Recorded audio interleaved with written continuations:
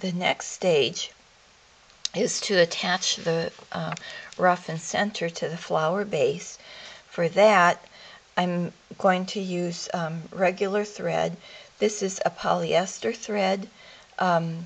It will work. Cotton thread will work too. I tend to like silk thread for my handwork. It sinks into the fabric better and it doesn't show as much. Also leaves you a smoother, just a smoother look in the end. Most of the time I will condition my thread with beeswax. I get beeswax from the local farmer's market. Here in Bemidji, I look for Gail Rickson of the Rickson Kroger Farms. She sells honey, and if you ask, she also has the beeswax available. You can buy it in a small lump like this, and when I bring it home, I heat up a knife and I cut off a small part of that to use as my thread conditioner. One of the reasons I like to use the beeswax to condition the thread, and you just pull your thread through the beeswax, holding your thumb over the thread to push it down into the wax. If I were doing beading, I would put a much heavier coat of beeswax on my thread. For this, I use a smaller amount, and I thread the needle.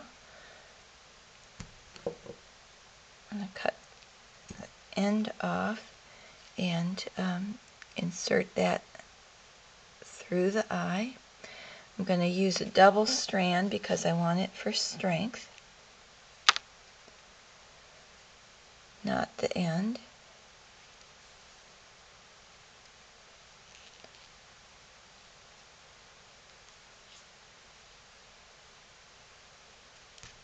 And trim.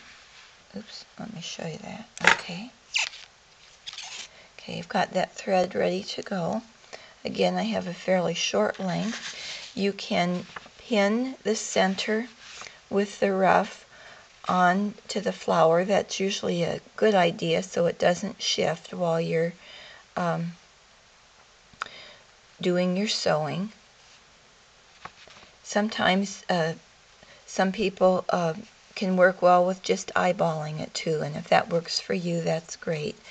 The way I put this together, I've left a little edge here so I can lift the center up. I'll come through, leave the knot in the bottom. To secure it a little better, I'll do one back stitch,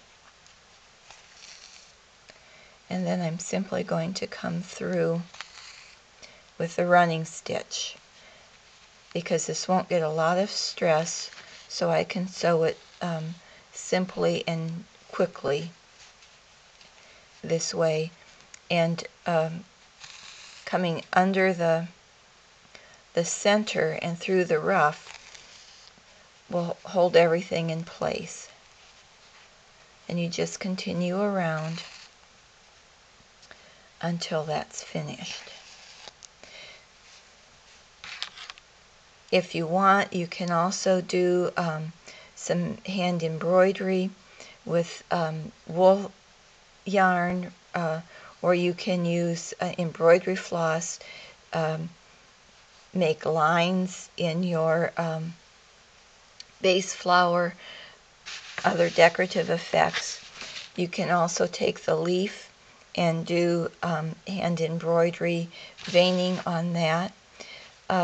If you want to do a quicker, faster project, you can put everything through at one time, and instead of just attaching the ruff to the base, you can attach it to the leaf at the same time. And so you can work your way around through all 3 layers. If you're having a child work with you on this, sometimes coming through the 3 layers is more difficult for small hands, and so you might want to just have them do 1 layer at a time. But you continue around until you're finished. I'll finish that and be back.